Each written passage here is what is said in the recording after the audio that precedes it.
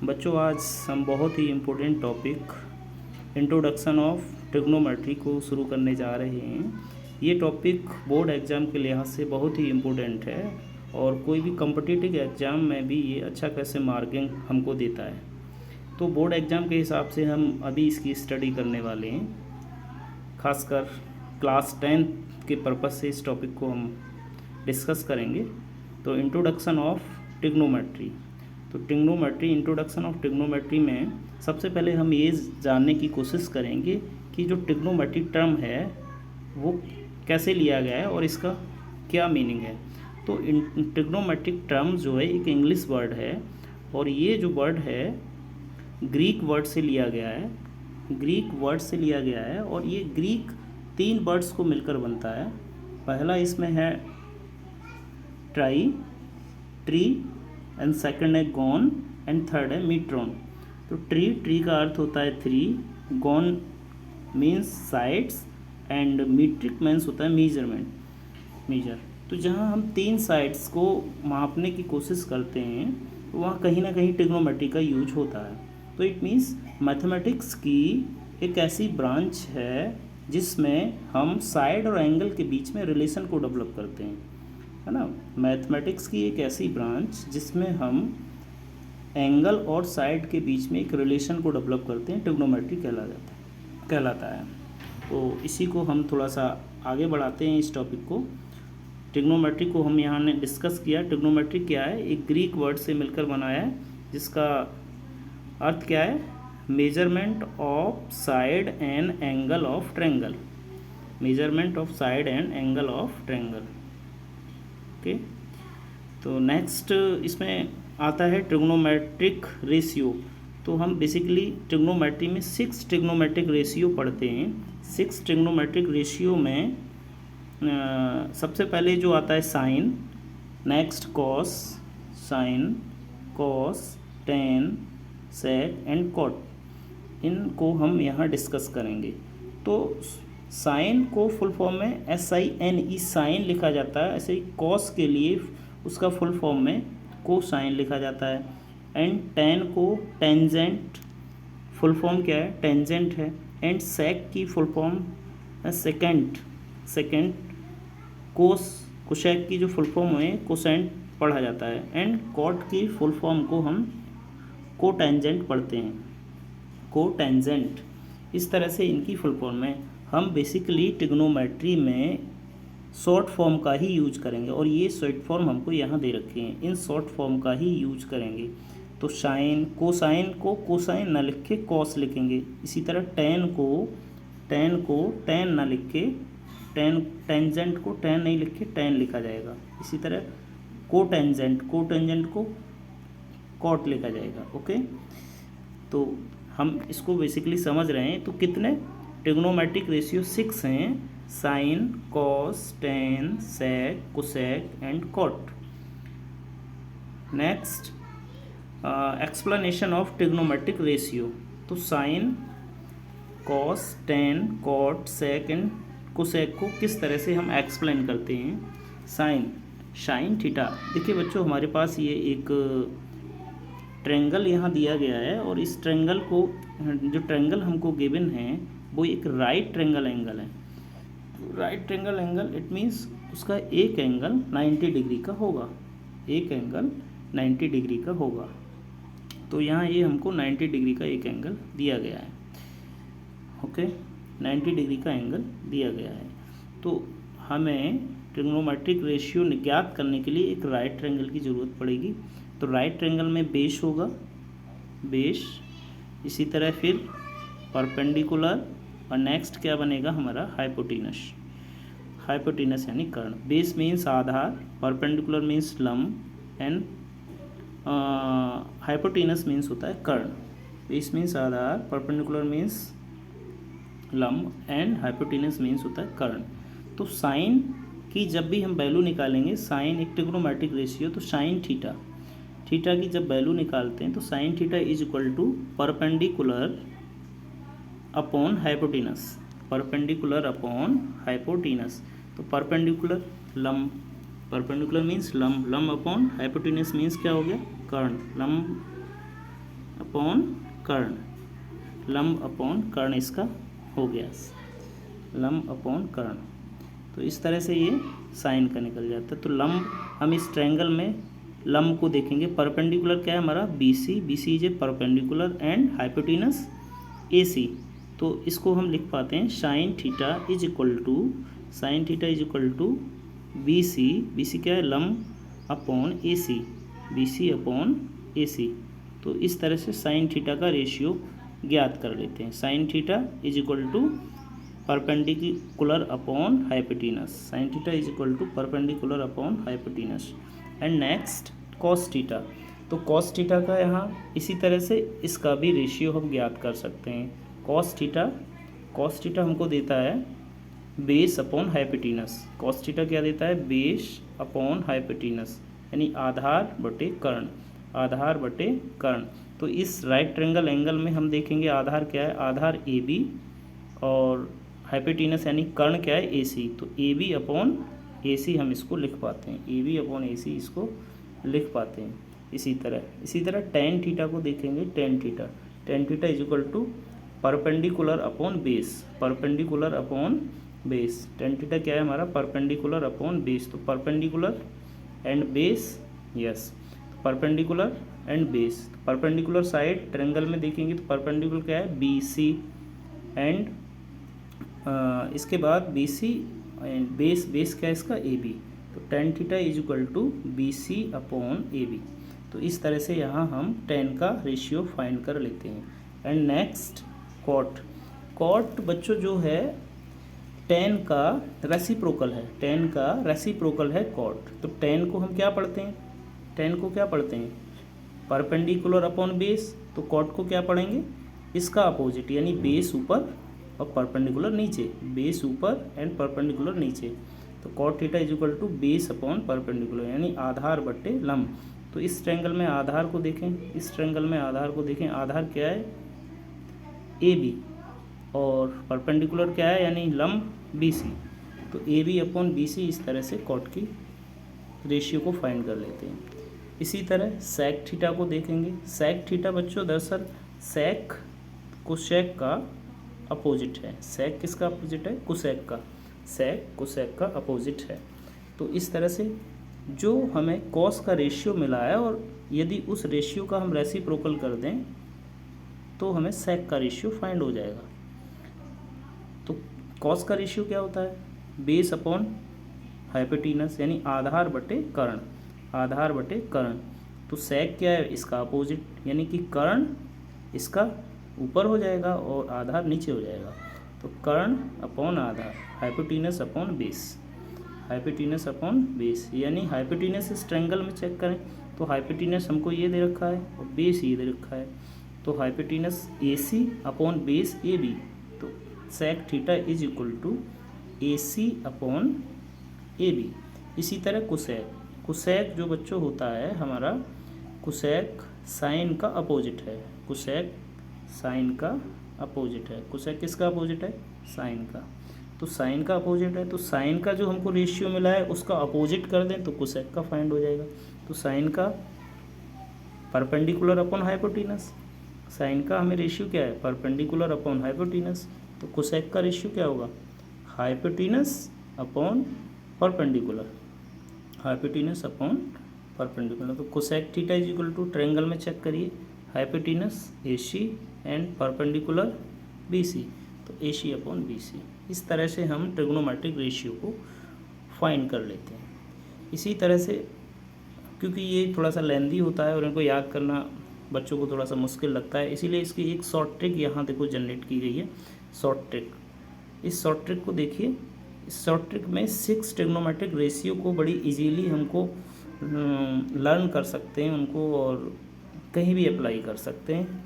यहाँ इसको भूलने का डर बहुत कम होता है। तो इस तरह से हम देख सकते हैं। तो ये ऊपर लिखा हुआ है LAL upon KKA, LAL upon KKA। क्या लिखा हुआ है, LAL अपॉन KKA। तो इसमें L पहले वर्ड को देखें। इसमें L जो हमको क्या दिखाता है, फर्स्ट इसका L और इसका डिनोमिनेटर का K। तो एल अपॉन के हमको साइन देता है, क्या देता है, एल अपॉन के हमको साइन देता है। तो sine theta L, L means होता है लंब, ए मीन्स आधार, के मीन्स कर्ण, ए मीन्स आधार, के मीन्स कर्ण। तो एल क्या हो गया लंब, ए क्या हो गया आधार, के क्या हो गया कर्ण। तो फर्स्ट को देखें अगर हम, तो यहाँ से ये जो फर्स्ट है एल अपॉन के, एल अपॉन के, एल मीन्स लंब अपॉन कर्ण। तो लंब अपॉन कर्ण हमको क्या देता है, साइन का वैल्यू। तो साइन का वैल्यू क्या आया निकल के, लंब अपॉन कर्ण, ठीक है, लंब अपॉन कर्ण।